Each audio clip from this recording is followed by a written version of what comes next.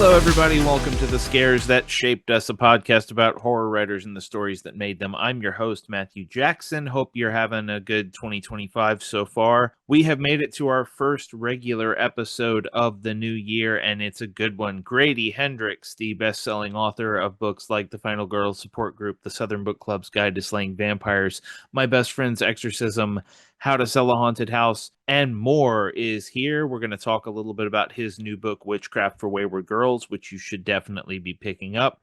And we're also going to talk about a really fascinating piece of weird fiction from the mid 20th century called The Man Who Sold Rope to the Gnoles, which I had never heard of until Grady recommended we discuss it. And we had a blast talking about it, talking about weird fiction in general, talking about Grady's influences, how he writes, why backstory is important to him, and so much more. It's a really fun conversation. But before we get to that, I wanted to drop a couple of recommendations on you. On the fiction side of things, I did a lot of reading at the end of 2024 to prep for writing my best of list that I do every year. And one book that I picked up that just absolutely knocked me flat on my ass is a book called No Gods, Only Chaos by L.P. Hernandez. It is a short story collection, and every story in that book is its own distinct little blade of brutal, shocking, hilarious, insightful horror. It is an amazing collection. I loved it a lot. So yeah, I really love No Gods Only Chaos. I really love the way that LP Hernandez writes. So go pick that book up if you didn't get a chance to read it in 2024. On the film side, I did some catching up as well, and I finally watched Smile 2 because I didn't get to see it. I was out of town, I think, when it screened for critics and didn't get time to catch it in theaters. I was not the world's biggest fan of Smile when it came out. I was at the world premiere at Fantastic Fest here in Austin and sort of felt out of place because other people were reacting to it in such a big way. And I was like, I liked that movie. I think that movie's okay, but I was never like, wow, this is incredible. This really hits me. Smile 2 changed that for me. And from what I'm hearing from a lot of friends and colleagues, it did for them as well. It is the same concept with a new slate of characters led by Naomi Scott as a pop star who is the victim of this weird smile entity's curse. It is bigger, it is scarier, it is more inventive. It gives you everything you could want from a horror sequel, and I feel like Parker Finn as a filmmaker really came into his own with this movie. Did a lot of really cool stuff with his camera, did a lot of really cool stuff with the script. Naomi Scott is incredible in the film. So if you didn't see Smile 2, it is streaming now. Go check it out. It's really, really fun. That does it for recommendations. Let's head over to our interview with the wonderful Grady Hendrix.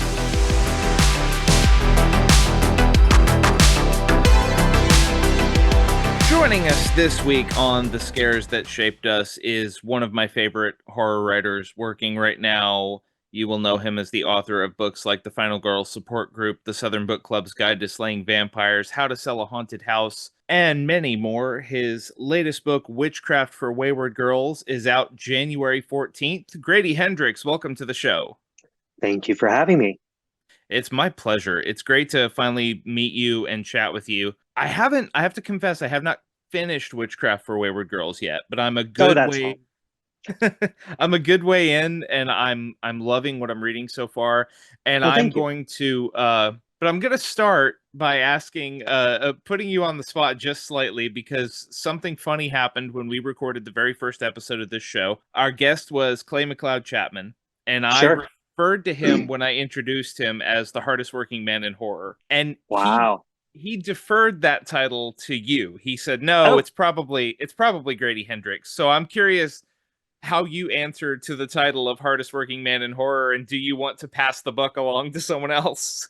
no, God, I'll take it. All right. It's funny Clay would do that because I think Clay works enormously hard on his events and things like that. So, but if he wants to pass it on, I'll take it.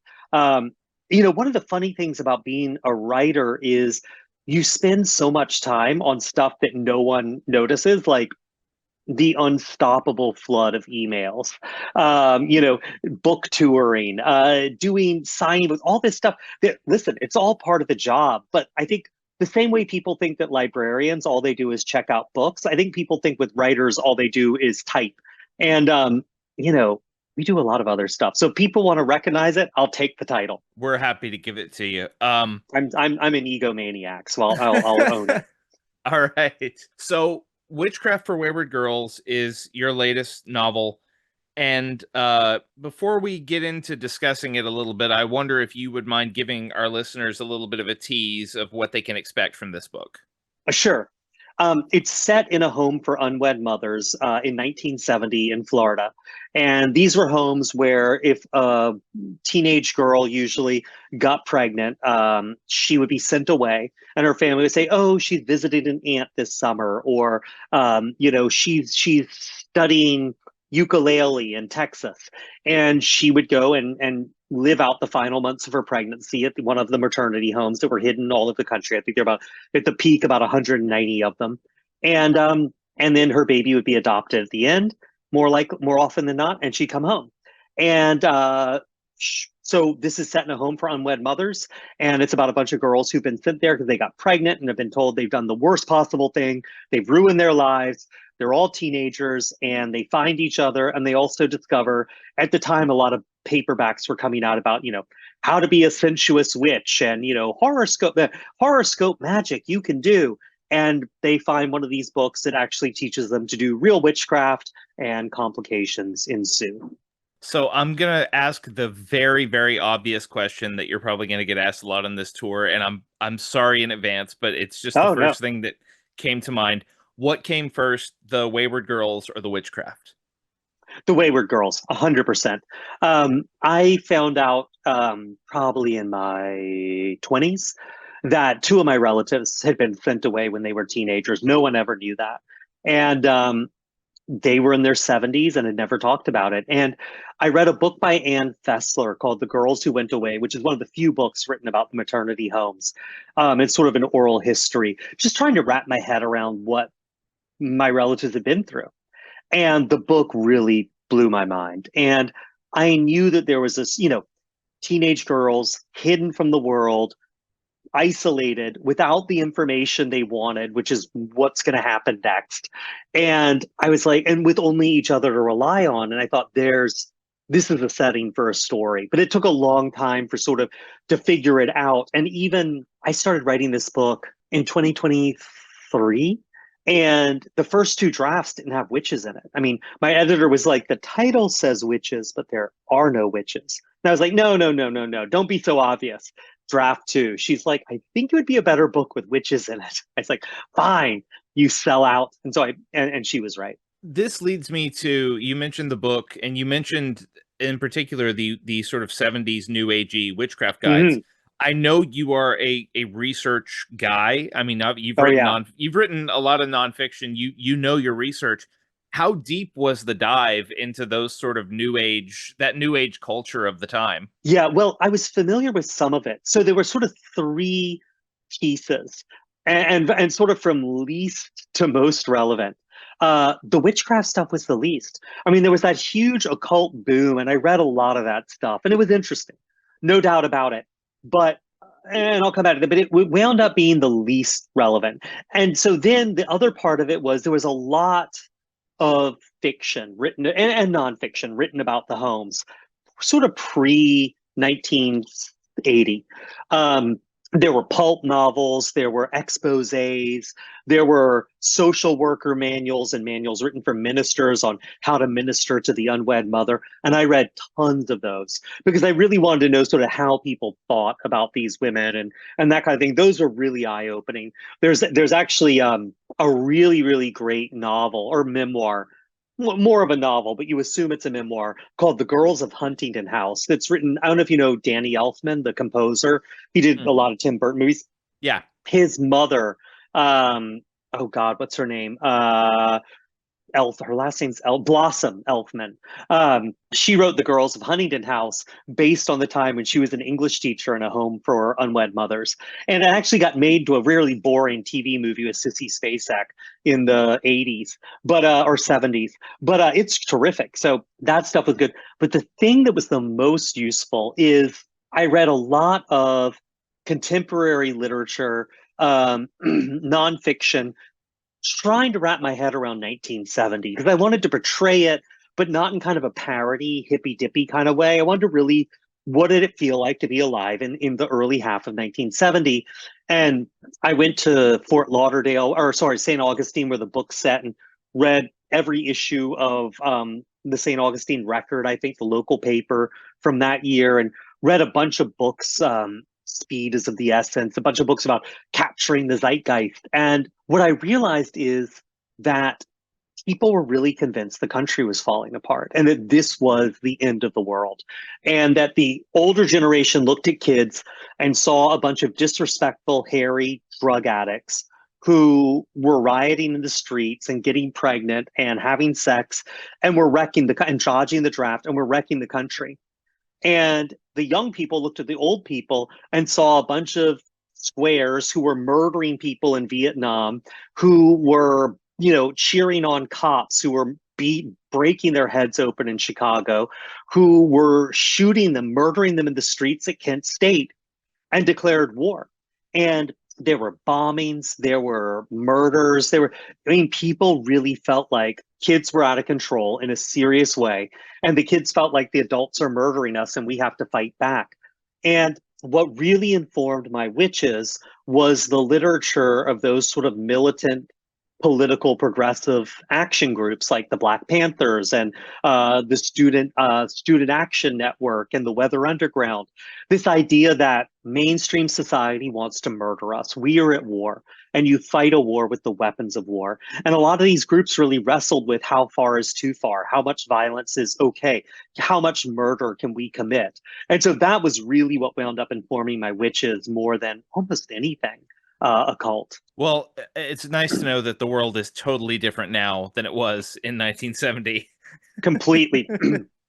Those issues are in the rear view mirror. Yes. Well, joking aside, it's interesting. Like, I was just talking to Clay McLeod Chapman about mentioning Clay again in this episode about Wake Up and Open Your Eyes, which is about to come out. And it's interesting. He was talking about sort of the relationship between inspiration and how the book reflects the current moment. And I think your book, obviously it's about unwed mothers at a time when pro-choice activism is more important than ever, arguably. How conscious were you writing it that you were touching certain nerves like that? Is that something you try to push away? Is that something you lean into? I was completely not even thinking about it for the first 10 months of writing this book. I was really just trying to because I'm writing a book. I'm a childless middle-aged man who was born in 1972, writing a book set in 1970 where every character is a pregnant teenage girl or a witch. And I was really trying to be as faithful to that as possible. And to a ridiculously late moment, it took a ridiculously long time for me to realize, oh crap, this is a book where it's all about pro-Roe childbirth without being married. And it's going to come out originally in August of last year, right before an election that's going to center on Roe versus Wade and reproductive rights. It's like, God damn it, I'm going to get dragged. I hate this. And then I blew my deadline. So now it's coming out this month, January 2025, maybe even a weirder time. So once I realized that, I really tried to keep it at bay. I really tried not to think about it because my goal was to be as accurate to 1970 as I could, but things haven't changed that much. Being accurate to 1970, it's kind of depressing that 55 is it 55 years later? Mm-hmm. It's not that different. So shifting to a craft question, because you said something, I don't remember what show it was on, but you said something really interesting that I have always sort of admired, and since you said it, I sort of look for it in your work. You said, I believe, something to the effect of you set a challenge for yourself with Oh, every book you yeah. write. And I'm curious what the challenge was for Witchcraft, and how you feel you carried it out. Yeah. So usually there's a technical challenge and sort of a personal challenge. So like with How to Sell a Haunted House. The technical challenge was writing about a family. Like, how do you write? Because the family's all backstory. So you've got to really know everyone and their relationships over the years. And the personal challenge was writing about how you deal with the stuff that people leave behind when they die. With We Sold Our Souls, the technical challenge was writing song lyrics, which I'd never done before. And the personal challenge was writing a book about sort of giving up. Like, at what point do you give up? Because that was the point where I was sort of like, this writing thing, I don't know if it's paying off. Maybe I should just quit. Like, I don't know. So with this book, those were two challenges were kind of intertwined. I really could not wrap my head around what had happened to these relatives of mine. These were women I loved very much. They're both dead now. But I could not understand. They had gone through their lives and we never knew they had these kids. And I couldn't get it. And once I knew I wanted to write about that, because usually it's like, I can't figure something out, I'll write a book about it. I'm very lucky I get to do that. The technical challenge is, how do I write a book where these characters are having such an it completely 1970, before I was even born, and pregnant, which is something I will never even come close to experiencing it. And so ultimately 1970 was just a lot of research, but the part with childbirth was research, but also a huge number of moms who were willing to share their experiences with me, let me ask stupid questions, would talk very intimately about their birth stories and being pregnant. Some OBs and laborists who really, you know, would walk me through things, let me come back, let me ask dumb questions. It was about, I would say, 12 to 16 people, and who I just went back to again and again, who really, this book wouldn't exist without them. And I had a lot of people who read early drafts of this, and people were like, "You can't say this," or "You need to say that," and it was really great. I mean, a book gets written, as far as I'm concerned, by not just one person, a lot of people, and this was just making that more apparent than ever. And it's a consequence. It took me longer than it usually. I mean, almost 2 years to write it. Usually, I'm like a 1 year writer, Mm. one book a year writer. Well, I think it paid off. It's so immersive, and so it gives me the kind of fun, slightly fun, slightly melancholy, like 70s horror movie vibes, like Oh, good. The Witch Who Came from the Sea and Messiah of Love that Evil movie. and Yeah, stuff yeah. like that. So I'm excited for more people to check it out. But I also wanted to ask, before we go over to today's topic, I am a huge fan of Super Scary Haunted Homeschool. Oh, thank you. I love it so much.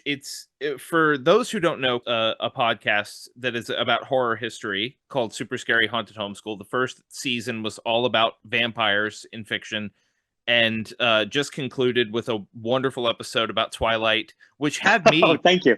I I had only ever seen the first Twilight film and read none of the books, and Right. you were describing the plots of all of these films, and I Oh, they're went crazy. home. Yeah, I was listening to it at the gym. I went home, went to my wife who has seen all the films, and I was like, "Okay, Grady is saying that this happens. Is that accurate?" And she was like, "No, yeah, that's exactly what happens." And Oh, it's wow, crazy. Yeah. I need to go watch these movies. The But movies are so much fun. yeah, but you announced at the end of that vampire finale that the next season will be haunted houses, Yep. which is so exciting. I'm a huge fan of haunted house movies and haunted house fiction. So I'm curious if you can give us any kind of a teaser of how you're structuring it, what certain episodes will be devoted to, what we can expect.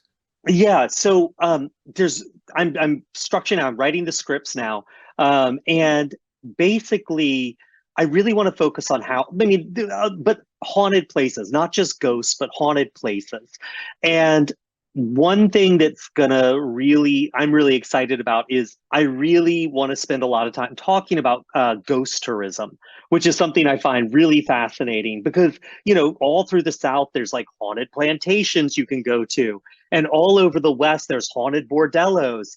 And I'm like, I question this. Is it okay? These are places where people were exploited when they were alive. And now we're sort of like, they're stuck there and we're going to exploit them in their death. Like, and so really diving into that and what that means, so much of haunted house history is fabricated. I mean, but it's storytelling. So just because it's a story that's been told for hundreds of years, the fact that it's not historically accurate, does that matter? That kind of thing. So it's going to be very wide ranging. I mean, I think the first episode starts with ancient Rome, and where we wind up is talking about the internet, because I think the internet to some extent is a house we all share, and there are haunted portions of it. And so it's going to go from physical, Roman era hauntings to more abstract, sort of liminal space, conceptual hauntings now. It's going to make stops. I think there's going to be a whole episode dedicated to Amityville. There's going to be a whole episode dedicated to Bad Places, which is going to be all about the haunting of Hill House and the Overlook Hotel. There's going to be a whole ghost tourism episode. It's a lot. I'm excited. I'm excited too. And this is not our topic for today, but I'm curious, do you have a favorite haunted house story? Oh yeah.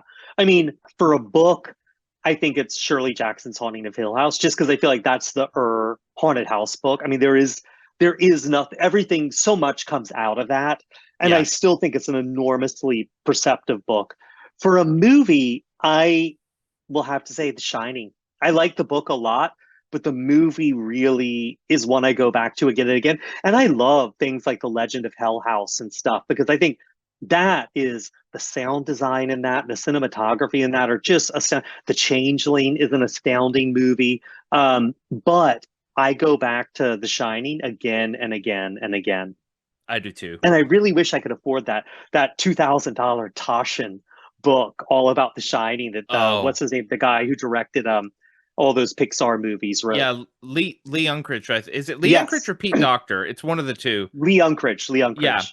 who spent decades, literal decades, obsessing over every facet of The Shining, and now has. Yeah, I Yeah. would also love to have that book. If anyone's listening, just send Grady and I free books, and we'll write about them or talk about them or whatever you want. But you need to send two copies because I'm not sharing mine. Yes, absolutely. So, this is a show about I call them foundational horror stories. And one of the things I love about this show so far is sometimes a guest will come to me with something I have never experienced. And this is one of those times. Oh, So, good. and I went and read it and love it, and I'm excited to talk about it. But could you please, since I had no idea what we were going to do before I read it, could you please introduce the story that you brought for us today? Sure. So the story, I mean, there's a backstory as there always is, but the story we're talking about today is written under the name Idris Seabright, which is really a pagan, a Wiccan nudist named Margaret St. Clair. And she wrote this story in 1951, and it's called The Man Who Sold Rope to Gnoles. And it is a story I encountered at a very young age. And it really is a book, it's a story that stuck with me for a long time. It's sort of the first horror story I ever read. I think it was in first or second grade. And it stuck with me for a long time. And I didn't realize until I reread it several years ago how much it shaped how I think about horror. So this is your first time reading it. What'd you think? I loved it. I actually went. So, listeners, if you don't know about this story, Anne and Jeff Vandermeer did an amazing doorstopper anthology of weird fiction that's just called The Weird. That you Oh, can it's in go there. and yeah, it's in there, Oh, and great. you can go and read it in that. And it also has. I found out this is sort of a companion text to a story that Lord Dunsany wrote about Oh, right.4 decades prior, called The Man, or How Nuth Would Have Practiced His Art Upon the Knolls. Right. And that's also in the Weird anthology. Oh, So I was able to read them both. I love weird fiction. I talked about this with Gemma Files when she was here talking about The White People by Arthur Machen. I love weird fiction that is truly weird in the sense that you don't ever really get a full explanation for anything, but there's all of these wonderful subtle details that creep in. And you right. get the sense that the author knows exactly what they're writing about. They're just not telling you everything. And this was Yeah. one of those stories which I love so much. And for those who don't know, it is a very short, very sort of fairy tale structure story about a salesman, a salesman Yeah. who specializes in rope, and Yeah. he decides that he's going to sell his rope to these beings called Gnoles. We don't know much about them. We know they live in this mysterious, magical, dark forest that no one goes to, but he's convinced, hey, they must need rope. Everyone needs rope. So he goes to their house, which is sort of the fable, the legend is it's kind of It, impossible to find. yeah. But he knows And his mother taught him what gnolls smell like. And so he smells yes, them out. I love that detail that like he knows the aroma of Knowles, and so he's able to find their house without much trouble. And he essentially is giving his pitch to the senior Knoll, he's called, who is described as looking like a Jerusalem artichoke made of India rubber, which is an Yeah. incredible description. But who And also has eyes made of jewels and tentacles. Like it's you keep trying every time you think you know what this thing looks like, it takes a turn. this is yes, exactly. Like the tentacles are not mentioned until they're necessary. Right. That's the amazing part. Is she describes it as he looks like a Jerusalem artichoke, and he doesn't have ears, but he can hear certain things. That's the other Right. amazing detail. The Knoll doesn't have ears, but when Mortensen is his name, when Mortensen does Yeah. certain things that offend the Knolls, he can detect those things. Right. Now you mentioned you read this when you were very young. Um, Yeah. So basically my school library was a very boring place with a lot of picture books. And but they had some things that were interesting. Like they had books about, the famous science fiction movies that would have pictures from the day the Earth stood still and things like that. And then they would have a few of these Alfred Hitchcock anthologies, and one of them was Monster Museum. And it's from 1965. And I know this is an audio only thing, but it's got these great, that's the illustration for the man who sold rope to oh, Knowles, this weird collage that's part photo and part like just abstract, hideous, horrible. And so I picked this book up. It's from 1965. I'm in first grade, so it would have been 77 or 78. And I'm flipping through it, and the title really grabbed me. And as a guy who I look now and I'm like, oh my, the man who sold rope to the Knolls, my titles, my best friend's exorcism, we sold our souls, how to sell a haunted house. I tend to like long titles, and the title was enough to suck me in because honestly, the other titles in this, I mean, I'm sure they're great stories in here, but it's like Blind, The Young One, The Desric on Yondro, The Wheelbarrow Boy. Who wants to read The Wheelbarrow Boy? But The Man Who Sold Rope to the Knolls, I'm in. And I read it, and I'd only read true ghost stories before then, those collections that were like The Golden Arm and sort of the chestnuts you hear. This was the first time I was reading a fictional ghost story. And it's very short. So that was good. It was over fast, and it was so matter of fact. It kept taking these turns, like we were saying, like the description of the Knolls, but it's also so like you really get the focus of the story is not the horror. The focus of the story is Mortensen needs to sell the rope. Why Knowles need rope? Why can't he be the guy who sells them rope? And then he's like, okay, I got to really remember the key tenets of salesmanship. And then he's like, will Knowles respond to the key tenets of salesmanship? Then he's like, oh, this Knoll can't hear, but I think I can still sell him rope with this other tenet of salesmanship. And you're rooting for this guy. You're like, all right, like you got this, buddy. You're going to sell. I mean, and by the end, he has quite the order. I mean, I think they sum up his order at one point, and he's like, it's let's see, yeah, they settled on 2 ropes of abaca fiber, 3/16 and 5/8 inch in diameter. The Knowles wanted an enormous quantity, and it seemed like they'd be, regular customers. And you're kind of like, good for this guy. And then suddenly you're like, well, I'm all with Mortensen. He's just going to go home now. And then I don't know. Do we spoil stories on this or not? Yeah, I mean, the story is 70 years old. I think we're safe Yeah. to spoil it. And then the Knoll tries to pay him with a jewel, and the jewel's way too big. It's too expensive. This is my favorite part of the story. It's so anyway, go ahead. Yeah. And he's like, one of the key tenets of salesmanship is honesty. And even though this jewel doesn't mean much to the Knoll, I wouldn't be a good salesman if I took it. And I want to establish a trust relationship here. So he goes over and picks up a much smaller jewel, which turns out to be, which we've never heard of in this sort of a spare set of the Knowles' eyes. And apparently Knowles, which no one knew until here, but everyone who is in the world of this story knows, is that Knowles are very sensitive about their spare eyes. And the Knoll gets very angry. And in the last paragraph of the story, they wind up tying Mortensen up with his own rope, putting him in the fattening pens, and eating him. And he's delicious. And then it's like, but they did respect him as a salesman because they didn't torture him very much before they ate him. And that's uncommon for Knowles. And as a kid, I was like, mind blown. It's a story of cannibalism and monsters and all these things, but it centers on the very basic, banal reality of being a door-to-door salesman and trying to make a sale and be good at your job. And it was the way it mixed this sort of mundane reality with the horror. And excuse me, you get all caught up in the real story about salesmanship and Mortensen and him making his quota, and you forget it's a horror story. And that just blew my mind as a kid. And I feel like that's sort of, without even realizing it, taking horror and setting it in this sort of everyday environment and making it kind of funny until it's not, is really what I do. And Margaret St. Clair did it, 50 something years before I did.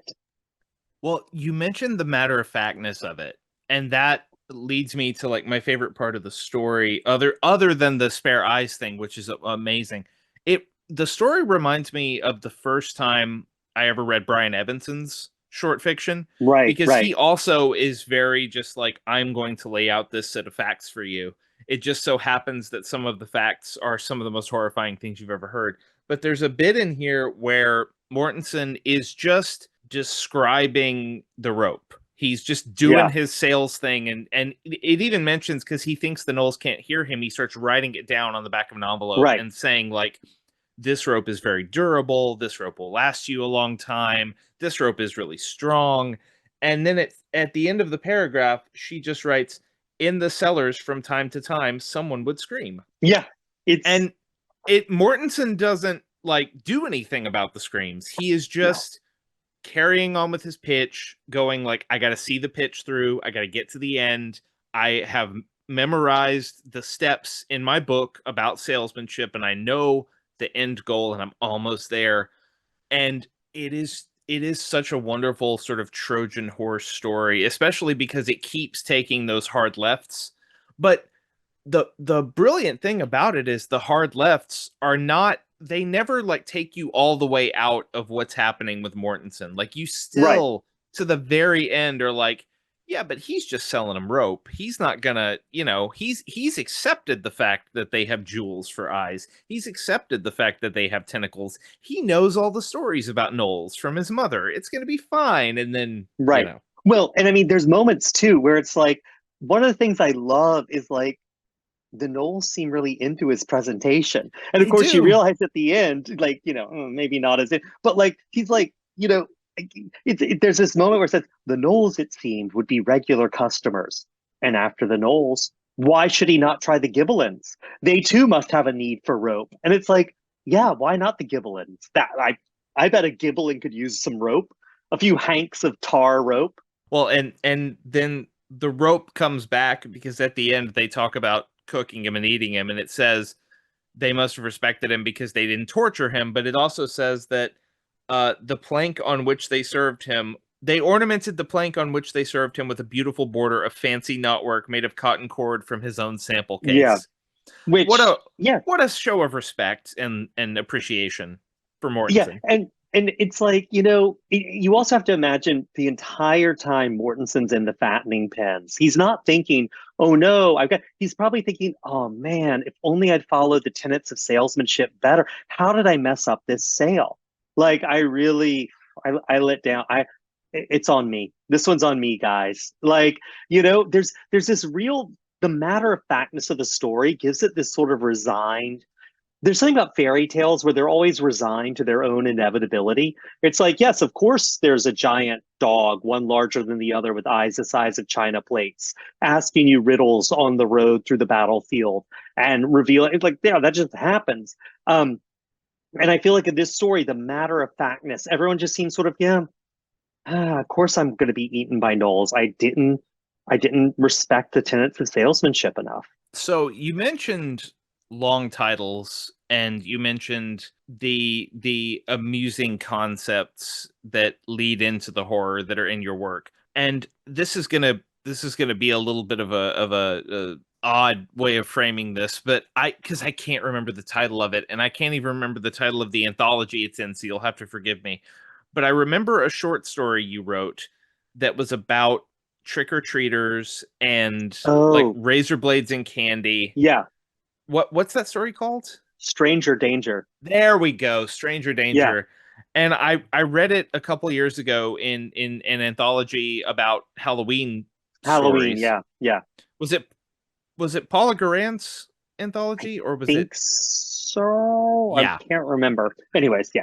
I will go look it up after this. I'm sorry, but in discussing it, it reminded me of that story because that story is very much and a story of like people carrying out what feels like a very reasonable ritual, and it just keeps getting stranger and Yeah. stranger and stranger. But expanding out from that, I thought about How to Sell a Haunted House, which that book is one of my favorites of yours because you could have sort of stopped at there's a haunted evil puppet from Mm, the Mom's Christian Puppet Show, but it goes deeper into, oh wait, the kids actually know all this stuff about the puppet, and this isn't actually their first run in with the puppet that led to something dangerous, and actually this is decades of repressed trauma and right. fear. Right.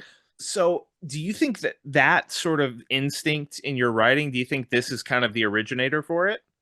Yeah. So I definitely do reading this story again.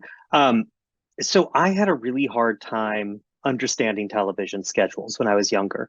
And so I didn't get, if something came on at 7 o'clock on Tuesday this week, it'd be on 7 o'clock Tuesday the following week. So following shows was really hard for me. So I always felt like I was coming in on the middle of things. And I also was not allowed to see R-rated movies. So oftentimes when we'd be at a movie or be had rented a movie, and something objectionable came on, my mom would like cover up my eyes. So I'd miss a chunk of the movie.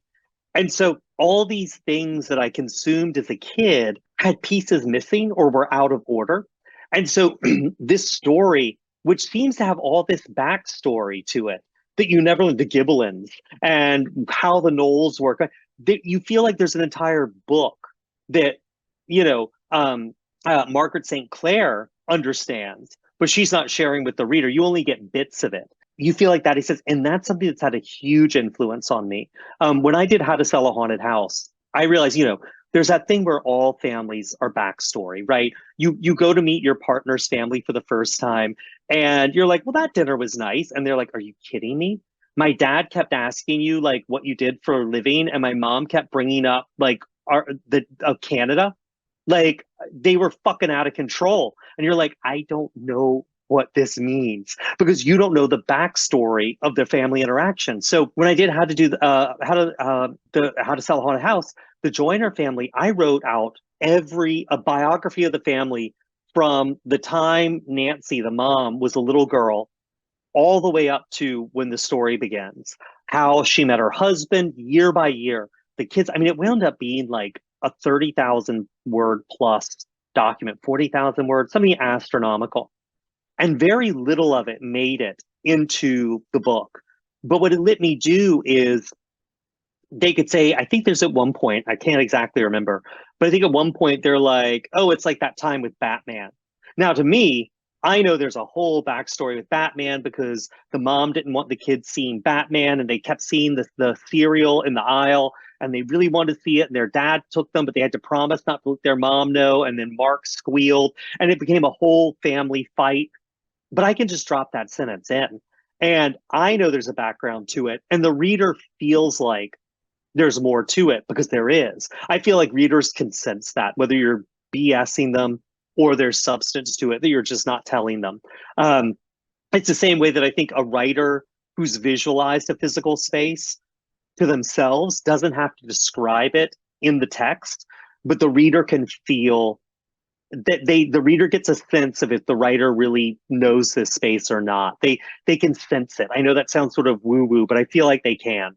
And Margaret St. Clair may be like, I don't know any of the backstory here. She has the last laugh, but that's something I really feel like rereading this story I got from this story is the writer knows it all, but it's okay then to leave the reader in the dark, except for a few vague references that hint at there being more.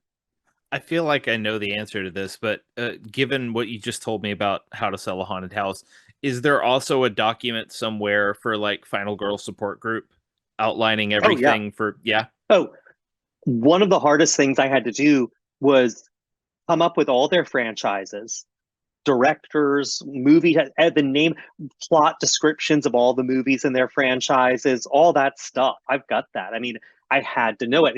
And year by year, how the franchise related to their lives. Like this was the one where they rebooted it and they tried to get back in touch with the final girl. And she, you know what I mean? And like she didn't want to do it the year that Heather decided to do conventions. Like, yeah, all that stuff. So this is maybe a little bit of an esoteric question, but I feel like when it comes to stuff like this and building out a world, there are two types of writers. There are the writers who are like, I just need this for me. And then Hmm. there are the writers who start going, I could go back and I could do a whole, like, I feel reading the Final Girl support group, like, if you wanted to do a whole series of like VHS style novellas, Right. like fake novelizations of all of those movies, you probably could. Is that something you ever think about doing, or do these background documents just stay that way for you forever? They stay that way for me forever. So to me, I feel like the book is a magic act. And this is all the ritual and all the stuff I need to sort of conjure it into being. Um, Other people can do it differently. You know, some magicians wear top hats and tails, others wear leather jackets. Everyone does their tricks differently, but it's a trick. And this is what I need to do my trick. But the nice thing about having all the backstory is when this stuff gets developed into movies or TV shows, I'm like, oh, I got that. Like trust me, there's stuff, here's a scene, here's a thing, here's a plot line. And to me, those become the expansions and the sequels. The bummer is sometimes they never go anywhere. But yeah, that's where those things get reused. Like definitely, I'm one of the writers on the Southern Book Club TV series, which we're desperately trying to get the thumbs up from HBO. And there's scenes and chunks that never got it into the book that are all over the TV series.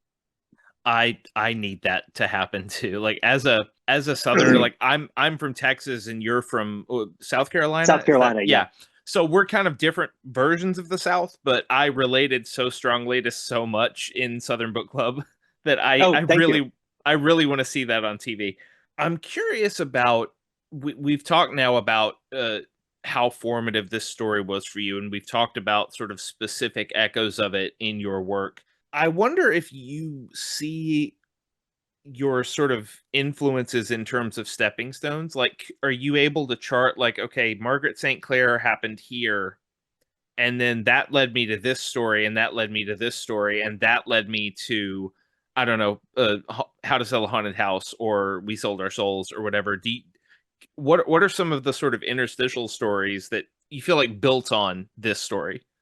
Yeah. So a lot of it's really unconscious. Like I hadn't thought about the man who sold rope to Knowles in a long time. And then, when this podcast came up, I was like, oh, because somebody actually, weirdly enough, a friend had found that book in a used bookstore and gave it to me because they liked the art in it, having no idea what my history with that story was. And when I got it, I was like, oh my God. And then it sat on my shelf for a few years. And then this came up and I was like, oh my God, that story was so huge to me.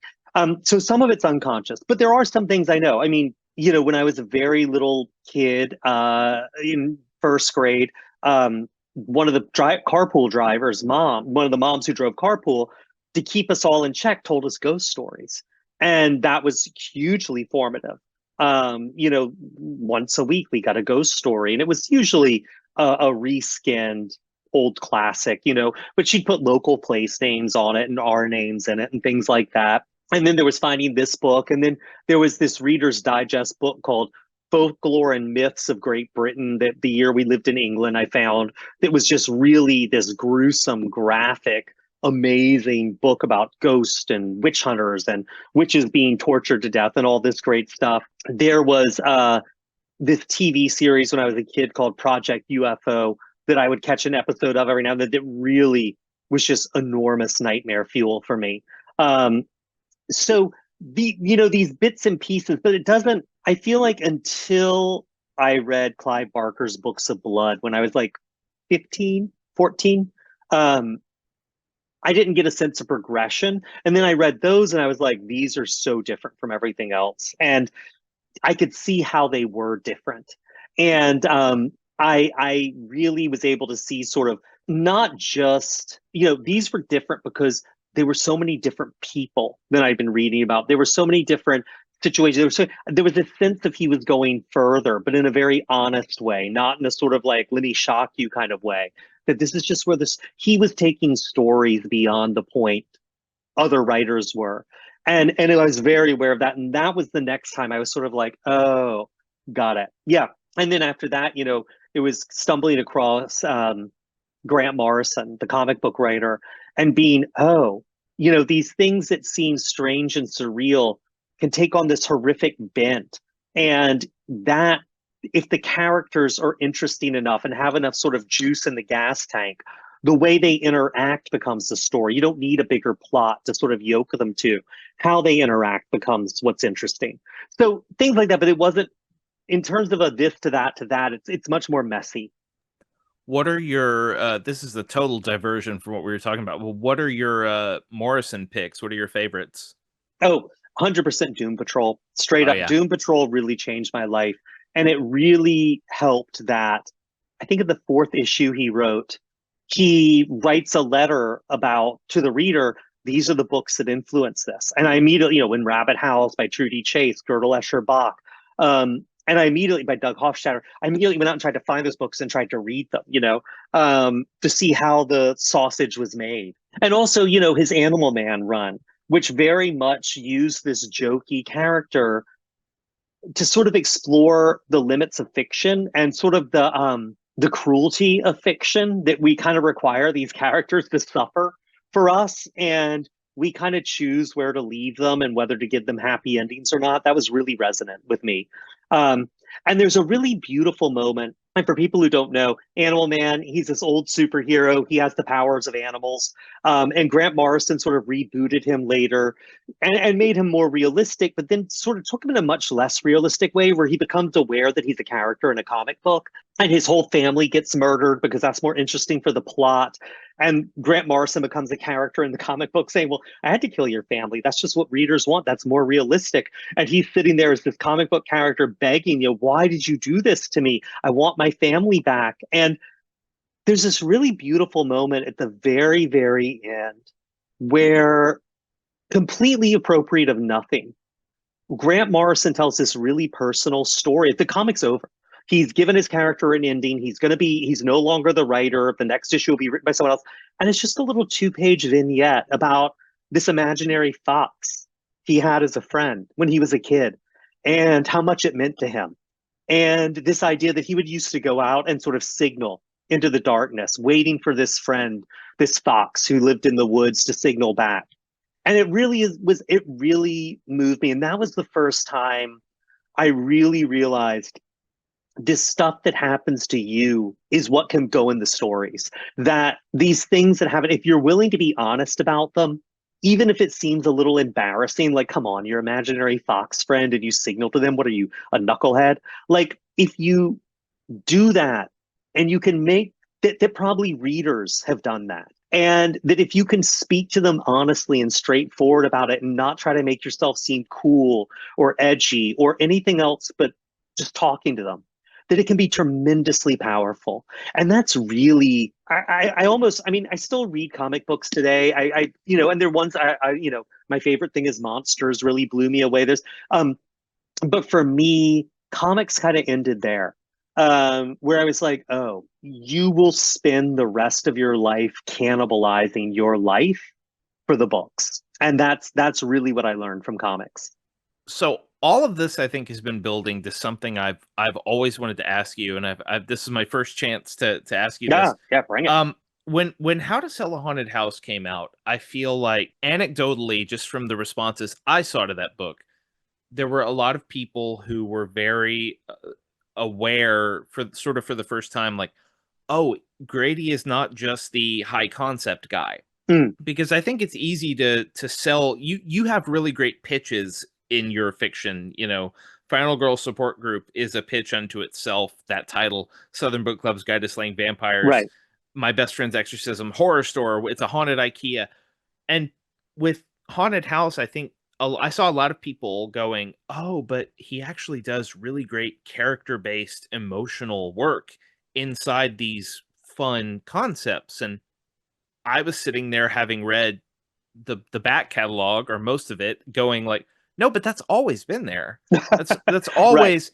And with Witchcraft for Wayward Girls, I feel like the book is sort of. It's funny that you mentioned that the first couple drafts didn't really have witches in them, because it does feel like the first section of that book, or the first couple of sections of that book, are very much a realistic historical drama about a girl who arrives at one of these homes and is sort of trying to find her place, trying to find Mhm. any kind of agency that she can cling to. Is that something, that sense of like, oh, but Grady's been secretly writing emotional stuff this whole time?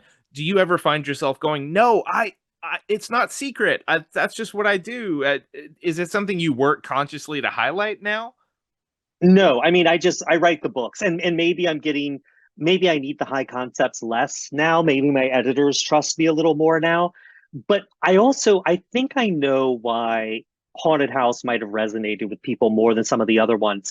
And I think it's two reasons, maybe three, but okay, three. We'll say three.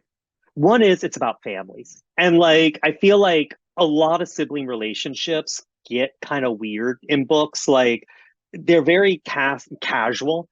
And I'm like, my relationship with my sisters are so fraught and so important and so meaningful to me. And sometimes I hate them and sometimes I love them. And I really wanted to depict that. And I think that's something that really resonate with people. But I think the two big things are, one is that Southern Book Club's Guide to Slaying Vampires. Well, I'm not in a book club. Final Girl Support Group. I don't like slashers. We sold our souls. I'm not into heavy metal. But all of us will have parents who die. And all of us will have to clean out a house of someone who's died. And I think that's something that really gets under people's guard. And I think it's interesting. One of the hardest things I've ever had to do is clean out a friend's house after he died. He was a collector, and it wasn't even a big house, but it was so emotionally exhausting and physically exhausting. It was I wasn't prepared for it. And I think it's something a lot of people do. And when you do it, you know it when you read it. Like this person's done that. And I think that's something that really flipped under people's guard. And the other thing is something I didn't see anyone writing about was our relationship with inanimate objects. And, you stub your toe and you say to the chair, God damn it, what are you doing there? We yell at our cars, don't you do that. Don't you dare. Don't you dare. We talk, our laptop starts to crash. And we're like, no, no, no, no, no, you better not. we all talk to inanimate objects. Most of us have some childhood stuffed animal or blanket or something that we really love. And you have to hit that moment in your life where, what do I do with this? Do I throw it in the garbage? Do I pass it on? Do I put it in the, is it going to be mad at me? And I feel like no one had really written about our relationship with inanimate objects. And I feel like, a book that everyone, not everyone, many people love is The Velveteen Rabbit, which is all about our relationship and what we owe inanimate objects. And I feel like it really, again, is something that slips under people's guard. And so I felt like because it dealt with this relationship with inanimate objects, and because it dealt with this idea of, our parents are going to die. That's just what's going to happen. And we're going to have to clean out their houses. I feel like those kind of slipped under people's guards and was more relatable, or people perceived them as more relatable than some of the other things I've been writing about. And so they were more open to relating to them. That's my theory. Well, I mean, I did have to clean out my grandparents' house around the time that book came out, so Oh man. I definitely feel that. It Um, sucks. it does. It's really rough, and I did it with my sisters, which was wonderful because we were there for each other Yeah. during all of that. But yeah, you're never ready for it. Even when you sort of play that game when you're a little kid of like, I want that one day, I want that, and Yeah. then it happens, and you're like, I don't want any of this. Why do I have to make these choices? Well, Um, and there's also, there's like 25% of it family heirloom, family photo. You know what's going to happen with it. 25% of it garbage. But then you've got 50% that's like, well, I don't really want to hang on to granddad's wallet, but I feel weird throwing it in the garbage. Like, yeah. it's Or he so did all funny. these he did these paintings. I don't want these paintings, but he did them. It's You so were funny. about to say. You said wallet, and that was that. My grandfather's wallet was the one thing that my youngest sister, who was kind of their caretaker for a long time, she couldn't touch it. It was just Oh, like really? it has to stay here. It can't. I'm not ready to touch that yet. Just leave it where it is. Leave it where it is. So it stayed on the top cabinet where he had left it for I don't know how long, but that absolutely was a key sticking point. Yeah. So with all of that in mind, discussing how to sell a haunted house and why you feel it clicked, and I think you're right. What do you think is lurking in Witchcraft for Wayward Girls that you're hoping maybe clicks with people in the same way? It's hard. I don't know. And this is, it's funny. I wait for other people to tell me about my books. Like I don't read reviews or anything, but like I doing these podcasts and interviews is sort of how I learn about it. And the thing that's been really gratifying to me, honestly, is, and this is where I'm going to sound a little goofy, but I have a large part of me that really empathizes with kids because I remember being a kid and just having no power, having no control. No one ever believes you. Everyone thinks they know what you should be doing, and how horrible I found that. And I have, two relatives who were sent away like these girls were. And I, talk to people whose parents were sent away or, who have that experience. And writing this book was really difficult because early versions, I got a lot of pushback from people who were reading it early drafts who really didn't have any empathy for these girls. And I say girls really purposefully. Yes, they were young women, but these were teenagers. We sent teenagers away, 14, 15 years old, had a baby. We told them they'd done the worst thing ever. And then we said, have a baby and never talk about it again and never see it again. And that is so cruel. But in early drafts, I wasn't writing the right book. And I had all these people saying, these girls are so whiny. They're so entitled. They're so needy. Just what else can they have the baby, give it away, shut up? I want to smack these girls. And it made me so angry. I mean, like I would hang up from calls with my editor, like, and cry because and it wasn't like, oh, it was like anger. And I was mad at myself because I wasn't writing the book right. I couldn't get her to see what was going on. I couldn't get her to see their point of view. And really down until probably 3 weeks before the book was due, she and I were really going at it. And listen, we wound up in the right place with the right book, but it was hard. And I felt like I was screwing it up. And so the thing that's been so gratifying to me is talking to people who've read the book who really feel for these kids, because that's what I want to do. I wanted people. We talk about unwed mothers a lot. We say, oh, welfare moms, single parent homes. They're raising drug dealers and criminals and super predators. And we blame them for a lot of things. I mean, historically and even today. And for people to have for people to find empathy with these girls and to feel like, oh, I get what this experience would have felt like for them. That's all I want. That's all I wanted. And I felt an enormous sense of responsibility to get that right, and an enormous sense of self-loathing and hatred towards myself because I got it wrong for so long, and an enormous sense of relief that maybe it got there for enough people. So that's really where I was coming from. I just want people to care about these kids because in general, we don't care about pregnant, unmarried teenagers. I think a lot of people are going to have a lot of very profound experiences with this book, and I'm really Oh, excited to good. see.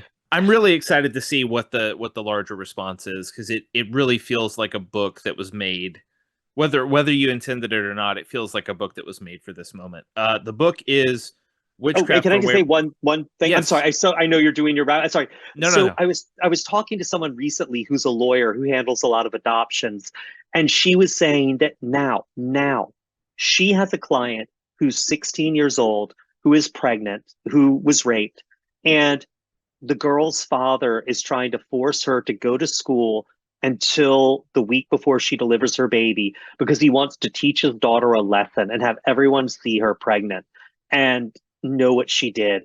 And so I'm sorry, I don't know. It's just like this isn't the past. We still do this to kids. We still treat kids as if they've committed a crime. And it's not their fault. Sorry, I didn't mean to interrupt, but it's just like I wish we cared about them more. You are my guest. You do not need to apologize. And I think that what you're hearing right now, listeners, is Grady's passion for this topic, and these people who are not just fictional characters but very real people who are still going through this stuff. And like I said, I'm not done with the book yet, but I can tell you that that passion and that sense of caring and empathy is on the page, and I am looking forward to more people reading it. It's called Witchcraft for Wayward Girls. It is out January 14th. Grady Hendrix is our guest. Grady, before we let you go, could you let everyone know what you have coming up? I know you always do fun Oh book yeah. tour stuff, and where they can find you online. Yeah. Yes, I'm going on book tour in 12 days. I do a show instead of sort of a traditional author event. So I'm writing the script for the Witch show right now. And it's the whole thing's up on my website, the whole tour dates.